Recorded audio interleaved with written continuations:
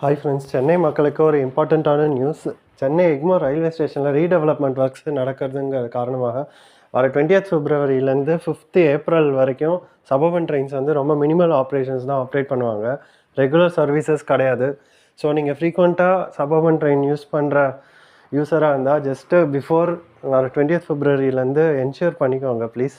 Railway ஸ்டேஷனில் கரெக்டான train டைமிங்ஸ்க்கு ரொம்ப மினிமல் சர்வீசஸ் தான் இருக்கும். சென்னை பீச், தாம்பரம், செங்கல்பட்டு செக்ஷனில். Thank you friends.